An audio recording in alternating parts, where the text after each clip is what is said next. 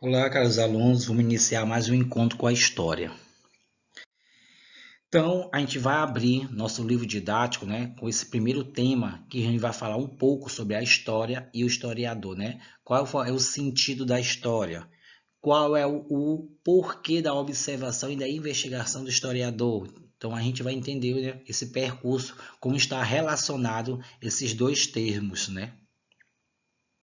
Primeiro, descobrindo a história. Podemos dizer que a história estuda as ações humanas no tempo, para entendermos por que nossa realidade, o mundo que vivemos e desta maneira. Aí surge o papel do historiador, né? O historiador trabalha como um detetive, ou seja, ele vai investigar, fazendo perguntas, pesquisando as respostas. Por exemplo, pergunta sobre o presente: por que falamos português no Brasil? Pesquisa sobre o passado: o Brasil foi fundado como uma colônia de Portugal. Resposta: o português se tornou a língua oficial local. Então, nesse sentido, né, a investigação do historiador nos leva, né, a pesquisar para ir em busca dessas respostas.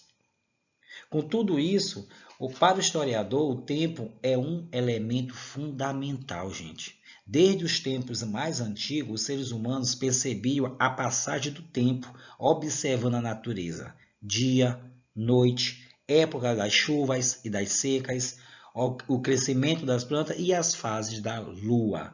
Assim, criaram instrumentos que marcam as horas, como o relógio, e um sistema de datas que marca a sucessão dos dias, meses e os anos, chamado calendário.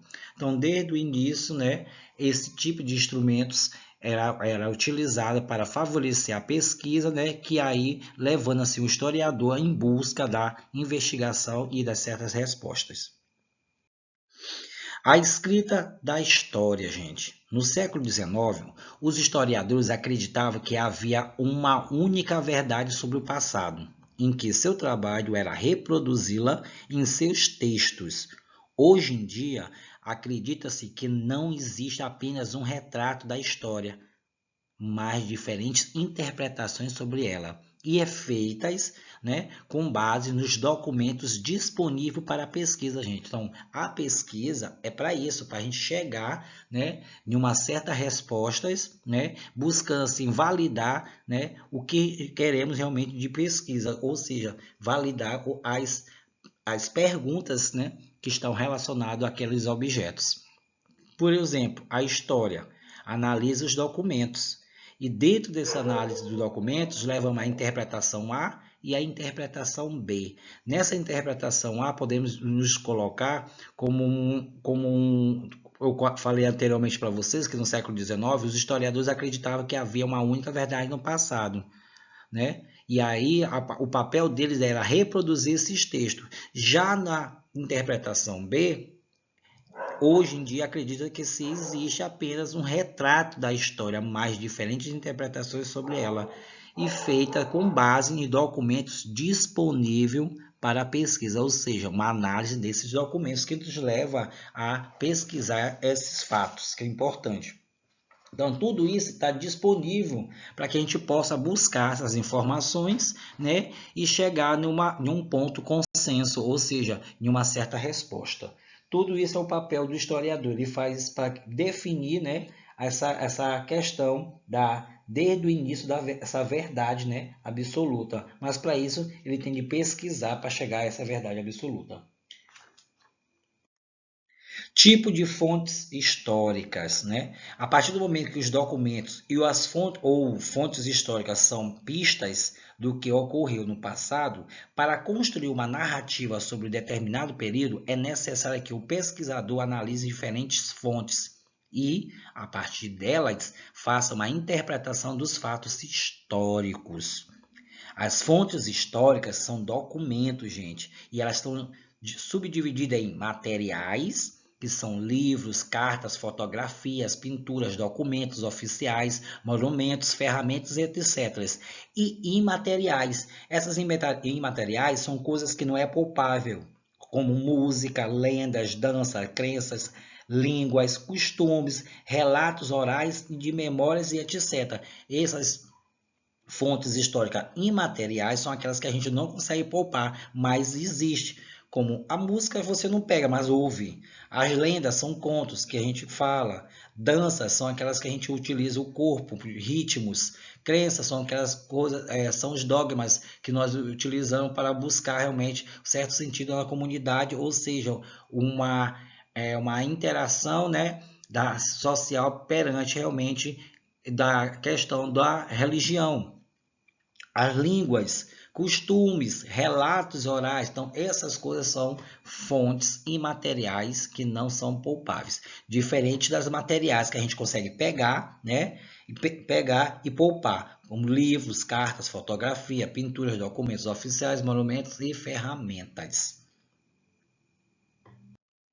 Tá, o trabalho do arqueólogo. Então, esse trabalho do arqueólogo também é muito importante, né? O arqueólogo é um pesquisador da cultura material, gente. Os seres humanos deixam realmente vestígios de sua presença na Terra.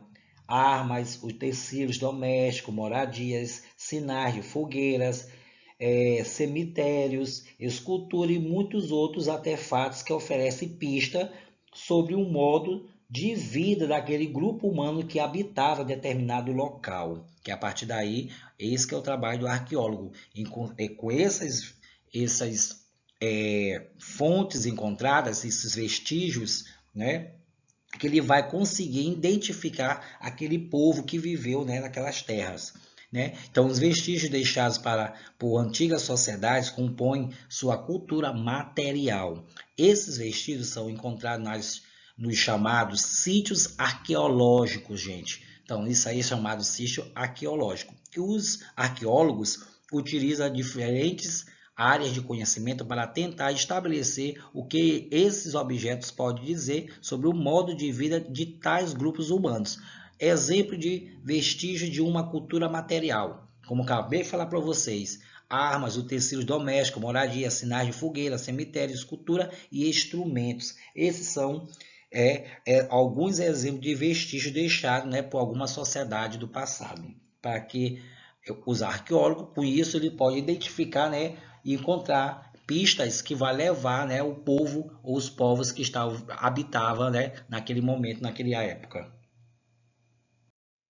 Então, tudo isso, nesse primeiro momento, a gente começou a falar um pouco sobre o historiador e a história, que é importante. Então, vimos, né, desde o início, né, a história e o historiador, como a história é escrita, né, a forma que a história é escrita. Hoje, a gente percebemos que nós podemos interpretar, né, de várias maneiras a questão da história, né? A história já foi escrita e vista de formas de muito diferentes, desde da Grécia Antiga, por exemplo, como a questão do pai da história, Heródoto, né? O Heródoto, que é conhecido como pai da história, a partir de cerca de 485 a 420 a.C., conhecido como o pai da história. Ele acreditava que a verdadeira história deriva de uma narração e as guerras do presente. E no futuro, segundo ele, essa narrativa seria lida como testemunha do passado. Isso que ele acreditava. A partir daí, no século XIX, 1801 a 1900, os historiadores defendiam, né, que havia uma verdade absoluta sobre o passado. Por exemplo, ao escrever sobre o processo de independência do Brasil, o historiador deveria narrar os acontecimentos tal como eles tinham verdadeiramente ocorrido. Em outras palavras, a narrativa histórica deveria ser capaz de reproduzir o passado. Hoje, o historiador defende que a história não é um retrato do passado, mas uma interpretação sobre ele. Por exemplo, alguns historiadores e o governo do Estado dos Estados Unidos defendem que a bomba atômica foi lançada sobre o Japão em agosto de 1945, porque não havia outra maneira de terminar a guerra rapidamente, e que uma invasão terrestre no país causaria muito mais mortes sobre isso. Outros historiadores, ao contrário, afirmam que o Japão estava prestes a se render e a bomba foi o quê? Lançada com o objetivo de afirmar o poder, né, dos Estados Unidos no mundo. Então, gente, percebemos que a interpretação é livre hoje em dia. Só o que não vai mudar é os fatos. Se liga, gente, os fatos não mudam. O que são fatos? Como eu falo para vocês, datas e personagem. Esses não mudam, mas a leitura, a interpretação é de acordo com aquele historiador, aquele que está fazendo a leitura, ele pode narrar daquela maneira, né? Colocando assim o seu ponto de vista que pode ter sido ocorrido naquele momento. Tá bom, gente? Fique com Deus, até a próxima. Fico com essa grande palavra em Libras, dúvidas.